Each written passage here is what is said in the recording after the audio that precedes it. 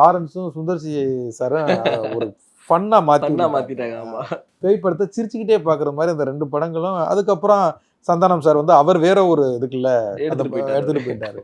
அதே மாதிரி dark comedy அப்படின்னா வந்து நெல்சன் தான் வந்து இதை வந்து ஒரு த்ரில்லரையே வந்து ஒரு டார்க் காமெடி மூடுக்குள்ள ஒரு உலகத்துக்குள்ள அவரு. ஆமா, கோலமாவு கோகிலாலே. ஆமா, எனக்கு அது நெல்சனுடைய பேட்டர்ன் எனக்கு ரொம்ப பிடிக்கும். கோலமாவு கோகிலா, டாக்டர், ஜெயிலர்லேயே பார்த்தீங்கன்னா அது அவருடைய காமெடி பேட்டர்ன் வந்து எனக்கு ரொம்ப பிடிக்கும். அது ரொம்ப ரசிப்பேன்.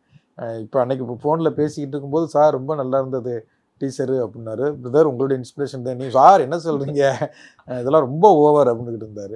எனக்கு ரொம்ப பிடிக்கும். நலன் குமாரசாமியுடைய டார்க் காமெடியும் எனக்கு ரொம்ப பிடிக்கும். அவருடைய பேட்டர்ன் வந்து ரொம்ப இன்ட்ரெஸ்டிங்காக இருக்கும். என் அசிஸ்டன்ட் நவீன் மூடர் குடம்லாம் பார்க்கும்போது எப்படிடா இப்படி ஒரு டார்க் காமெடி, இது என்னடா எனக்கு அப்போ டார்க் காமெடினா என்னன்னு எனக்கு தெரியாது. மூடர் குடம்லாம் எனக்கு அந்த மக்களுக்கு பெருசாக பரிச்சயம் இல்லாத ஒரு இதுதான். அவன் அப்பவே அதை என்னன்னா இது எப்படா ஒரு காமெடி எழுதுறீங்க அப்படின்னு எனக்கு ஆச்சரியமா இருந்தது.